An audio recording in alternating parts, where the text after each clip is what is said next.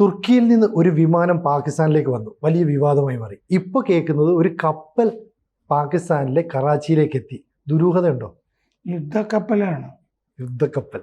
അപ്പോൾ യുദ്ധക്കപ്പൽ ഈ കോർവെറ്റ് എന്ന് പറയും, ബോഡി നല്ല കട്ടിയുള്ളത് കനമുള്ളതൊക്കെ ആയിരിക്കും.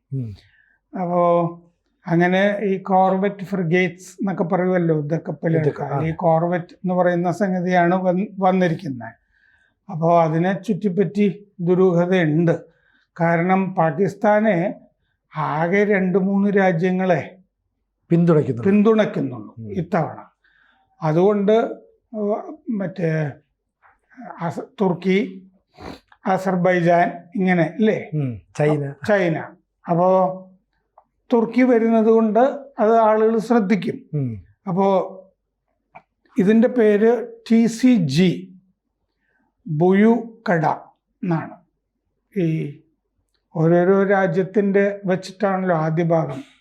ഇന്ത്യൻ നേവൽ ഷിപ്പ് എന്നൊക്കെ പറയുന്നതാണ് INS എന്നൊക്കെ പറയുന്നത്. എന്ന് പറഞ്ഞ പോലെ TCG ബുയുകട. ഇത് 7-ാം തീയതി വരെ, നാളെ കൂടി അവിടെ ഉണ്ടാവും. അപ്പോൾ തുർക്കി പാകിസ്ഥാന് ഈ സബ്മറൈൻ അപ്ഗ്രേഡ് ചെയ്ത് ഒക്കെ കൊടുക്കുന്ന രാജ്യമാണ്. പിന്നെ ഡ്രോണുകൾ വിൽക്കുന്നുണ്ട്. അപ്പോൾ ഒരു സഹകരണം അവർ തമ്മിലുണ്ട്. ഈ കഴിഞ്ഞ കൊല്ലം തുർക്കി ആയുധ വിപണിയിലുണ്ടല്ലോ കാര്യമായിട്ട്. അവരുടെ ബെയറാക്ടർ ഡ്രോൺ യുക്രൈനിലൊക്കെ നന്നായിട്ട് പ്രവർത്തിച്ചു എന്ന് ഖ്യാതിയുള്ളതുകൊണ്ട്. അപ്പോൾ കഴിഞ്ഞ കൊല്ലം ആയുധ കച്ചവടം നടത്തിയതിൽ 10% തുർക്കി പാകിസ്ഥാന് കയറ്റി അയച്ചതായിരുന്നു. മൊത്തം കയറ്റുമതിയിൽ, ആയുധ കയറ്റുമതിയിൽ. അപ്പോൾ അവർ 2 രാജ്യങ്ങളും തമ്മിൽ സംയുക്ത അഭ്യാസങ്ങൾ നടക്കുന്നുണ്ട്. അത്താതുർക്ക് 13 എന്ന് പറഞ്ഞിട്ടൊരു സംയുക്ത സൈനിക അഭ്യാസം, പ്രത്യേക സേനകളുടെ സ്പെഷ്യൽ ഫോഴ്സസ്, അത് നടക്കുന്നുണ്ടായിരുന്നു. അപ്പോൾ ഇതിനു മുമ്പ് പാകിസ്ഥാനിലെ തുർക്കി സ്ഥാനപതി ഡോക്ടർ ഇർഫാൻ നസിറോഗ്ലു, അദ്ദേഹം ഈ ഷഹബാസ് ഷെറീഫിനെ കണ്ട് ചർച്ചയും നടത്തിയിരുന്നു. അതെന്ത് കാര്യങ്ങൾക്കാണെന്നുള്ളത് നമുക്കറിയില്ല. എന്തായാലും ഈ യുദ്ധസന്നാഹങ്ങൾ നടക്കുമ്പോൾ അത്തരം കാര്യങ്ങളായിരിക്കും എന്നുള്ളത് ഉറപ്പാണ്. ഐക്യദാർഢ്യം പ്രഖ്യാപിച്ചതാണെന്ന് വാർത്തകളിലുണ്ട്. ഇപ്പോൾ വന്നിരിക്കുന്ന യുദ്ധക്കപ്പൽ ക്ലാസ്സിലെ 2ാമത്തെ കപ്പൽ ആണ്. ആൻറ്റി സബ്മറൈൻ വാർഫെയറിന് പറ്റിയതാണ്. എന്ന് പറഞ്ഞാൽ മുങ്ങിക്കപ്പലുകൾക്കെതിരായ ആക്രമണങ്ങൾക്ക് പറ്റിയ യുദ്ധക്കപ്പലാണ്. 2013 അത് തുർക്കി നാവികസേനയിൽ ചേർന്നത്. അപ്പോൾ ആൻറ്റി സബ്മറൈൻ വാർഫെയറിന് പറ്റിയതാണെന്നൊക്കെ പറയുമ്പോഴാണ് ഈ വളരെ സംശയങ്ങളൊക്കെ ഉണ്ടാകുന്നത്. പിന്നെ കര യുദ്ധത്തിനും ഇത് പറ്റും, സർഫസ് വാർഫെയർ. പിന്നെ പെട്രോളിംഗ്, റോന്ത് ചുറ്റാനും ഒക്കെ പറ്റും. ഇതിൽ വളരെ അത്യാധുനികമായ റഡാർ ഉണ്ട്. 76 mm പീരങ്കി അതിൻ്റെ അകത്തുണ്ട്. പിന്നെ കപ്പലുകളെ ആക്രമിക്കാവുന്ന മിസൈലുകളുണ്ട്. ടോർപിഡോ ലോഞ്ചറുകളുണ്ട്. ഹെലികോപ്റ്റർ ലാൻഡിംഗ് പാഡുകളുണ്ട്. എന്ന് പറഞ്ഞാൽ ഹെലികോപ്റ്ററുകൾ ഈ കപ്പലിൽ ഒന്ന് ലാൻഡ് ചെയ്യുന്നു. അപ്പോൾ 2022 പാകിസ്ഥാനും തുർക്കിയും തമ്മിലൊരു കരാർ ഒപ്പിട്ടിരുന്നു. അത് 4 MLGM ക്ലാസ് കോർവെറ്റ്സ് യുദ്ധക്കപ്പലുകൾ 4 സംയുക്തമായിട്ട് പണിയാൻ വേണ്ടിയിട്ടുള്ള കരാറായിരുന്നു 2 രാജ്യങ്ങളും തമ്മിൽ. ഇസ്താംബുളിൽ 2 പണിയും, 2 കറാച്ചി ഷിപ്പ്യാർഡിൽ പണിയും, 2 തുർക്കിയിലും 2 പാകിസ്ഥാനിലും പണിയും, 4 യുദ്ധക്കപ്പലുകളിൽ എന്നായിരുന്നു കരാറ്. അപ്പോൾ അതിൻ്റെ പ്രധാനപ്പെട്ട കപ്പൽ, ലീഡർഷിപ്പ് കപ്പൽ PNS ബാബർ, അതിൻ്റെ പണി കഴിഞ്ഞു. കപ്പലിന് യുദ്ധക്കപ്പലിന് പേരിടുമ്പോഴും ബാബർ എന്നൊക്കെയാണ് പേരിടുക. അപ്പോൾ പാകിസ്ഥാന് മുമ്പ്, ഈ പാകിസ്ഥാനിലെത്തുന്നതിന് മുമ്പ് ഈ യുദ്ധക്കപ്പൽ ഒമാനിലും മലേഷ്യയിലും പോയിരുന്നു. ഒമാനിലും മലേഷ്യയിലും പോയിട്ടാണ് പാകിസ്ഥാനിൽ വരുന്നത്. ഒമാനില് ഏപ്രിൽ 29 മുതൽ മെയ് 1 വരെ ആയിരുന്നു ഈ കപ്പൽ ഉണ്ടായിരുന്നത്. തുർക്കിയുടെ C-130 ഹെർക്കുലീസ് ട്രാൻസ്പോർട്ട് വിമാനങ്ങൾ 6 പാകിസ്ഥാനില് 27-28 തീയതികളിൽ ഏപ്രിൽ എത്തിയിരുന്നു. അതിനെ ചൊല്ലി അത് ആയുധം കൊണ്ടുവന്നാണ് എന്ന് പറഞ്ഞിട്ട് സംശയങ്ങളുണ്ട്. പക്ഷെ അങ്ങനെയല്ല, റീഫ്യൂവലിങ്ങിന് വേണ്ടിയാണെന്ന് തുർക്കി വിശദീകരിച്ചിട്ടുണ്ട്. വീണ്ടും ഇന്ധനം നിറക്കാൻ വേണ്ടി ഇറങ്ങിയതാണ് എന്നുള്ളത്. അങ്ങനെയാണെങ്കിൽ പിന്നെയും ചോദ്യമുണ്ട്, അപ്പോൾ ഈ ട്രാൻസ്പോർട്ട് വിമാനങ്ങൾ യുദ്ധകാലത്ത് ആയുധം കൊണ്ടുപോകാനും ചരക്ക് കൊണ്ടുപോകാനുമാണ്. അതെ, പിന്നെ എന്തിനാണ്, എങ്ങോട്ട് പോകുമ്പോഴാണ് ഇവിടെ വന്ന് ഇന്ധനം നിറക്കുന്നത് എന്നുള്ള ചോദ്യമുണ്ട്. ഏപ്രിൽ 28 തീയതി ഈ ട്രാൻസ്പോർട്ട് വിമാനം തുർക്കിയുടെ അറബിക്കടലിന്റെ മുകളിൽ പറന്നിരുന്നു. എന്തായാലും ഈ സംയുക്ത ആയുധ നിർമ്മാണ കരാറിൽ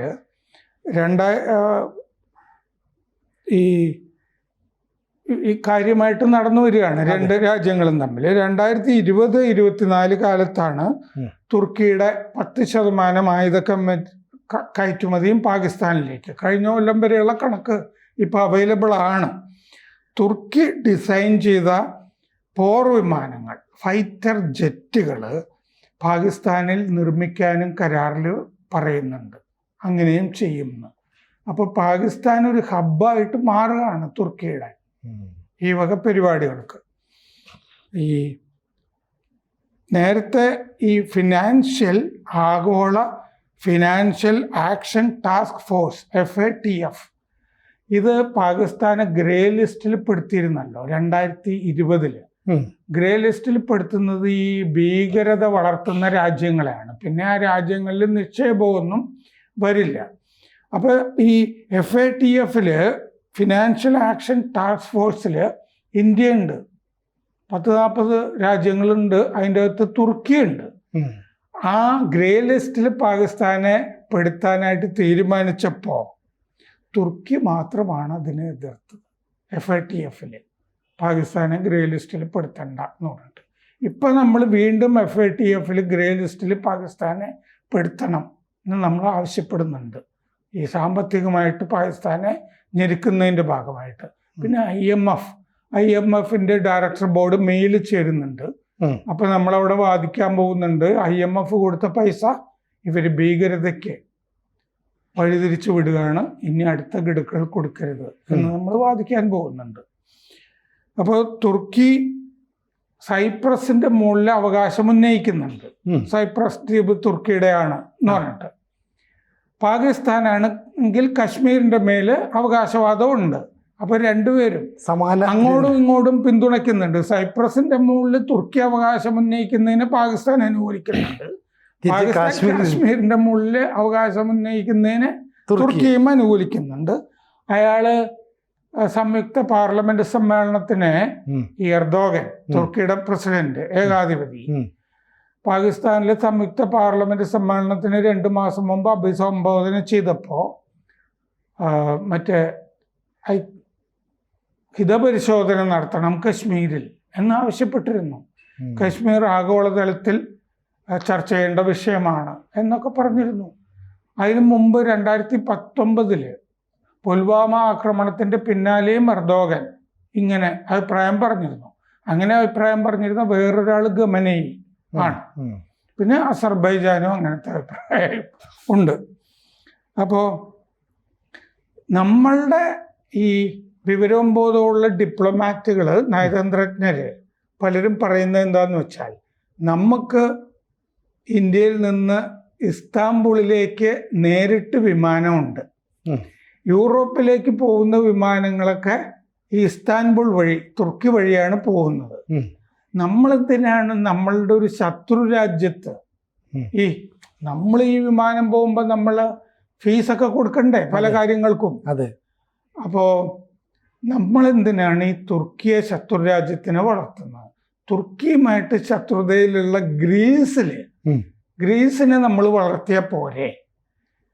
ഈ പണി തന്നെ നമ്മൾ ഗ്രീസിലേക്ക്, ഏതൻസിലേക്ക് നേരിട്ട് വിമാനം ഇല്ല ഇന്ത്യയിൽ നിന്ന്. അപ്പോൾ യൂറോപ്പിലേക്ക് പോകാൻ ഇസ്താംബുളിലേക്ക് പോകുന്നതിന് പകരം ഗ്രീസിലേക്ക് പോയിക്കൂടെ? ആഥൻസിലേക്ക് പോയിട്ട് അങ്ങനെ യൂറോപ്യൻ രാജ്യങ്ങളിലേക്ക് കണക്ഷൻ ചെയ്താൽ പോരെ എന്നും വിവരമുള്ളവർ ചോദിക്കുന്നുണ്ട്. നമ്മൾ ആലോചിക്കേണ്ട ഒരു കാര്യമാണത്. ഒരു പണി തുർക്കിക്കും കൊടുക്കേണ്ടതാണ്. നമ്മൾ നേരത്തെ ചർച്ച ചെയ്തതാണ്, നമ്മൾ മാത്രമേ ചർച്ച ചെയ്തിട്ടുള്ളൂ. ഈ ഒരു യുദ്ധക്കപ്പൽ മാലദ്വീപിലേക്ക്, ഇപ്പം മൊയൂസ് തുർക്കിയിൽ പോയി ചർച്ച ചെയ്ത് കഴിഞ്ഞപ്പോൾ മാലദ്വീപിലേക്ക് ഒരു യുദ്ധക്കപ്പൽ പഴയത് കൊടുക്കാൻ പോകുന്നുണ്ട്. അപ്പൊ അതിന്റെ കൂടെ അതിന്റെ ഭടന്മാരും ഒക്കെ ചെല്ലും. പക്ഷെ അത് കണ്ടം ചെയ്തതാണ്, പോയതാണ്, പഴയതായിരിക്കുന്നൊക്കെ നമ്മൾ ചർച്ച ചെയ്തിരുന്നു. ആവശ്യമില്ലാതെ വരുമ്പോഴാണല്ലോ കൊടുക്കുന്നത്. അത് നമ്മളന്ന് ചർച്ച ചെയ്തിരുന്നതാണ്. അപ്പോൾ ഇന്ത്യ സമുദ്രത്തിൽ സ്ഥാനം ഉറപ്പിക്കാൻ ശ്രമിക്കുകയാണ് ഈ തുർക്കി. അതാണ് നമ്മൾ ചർച്ച ചെയ്തുകൊണ്ടിരുന്നത്. അതാണ് ഈ പാകിസ്ഥാനും ഒക്കെ ആയിട്ട് ബന്ധവും വയ്ക്കുന്നത്. മലേഷ്യ തുടങ്ങിയ, ഇന്തോനേഷ്യ തുടങ്ങിയ രാജ്യങ്ങൾക്കൊക്കെ ആയുധവും വിൽക്കുന്നുണ്ടല്ലോ. അപ്പൊ അതുകൊണ്ട് തുർക്കിയെ നമ്മളിങ്ങനെ എന്താ പറയുക, അനുകൂലിച്ച് നിൽക്കുന്നത്, ചില കാര്യങ്ങളിൽ അനുകൂലിക്കുന്നത് ശരിയല്ല എന്നൊരു അഭിപ്രായം കൂടി ഉണ്ട്. ഒരു പണി തുർക്കിക്ക് കൊടുക്കേണ്ടത്.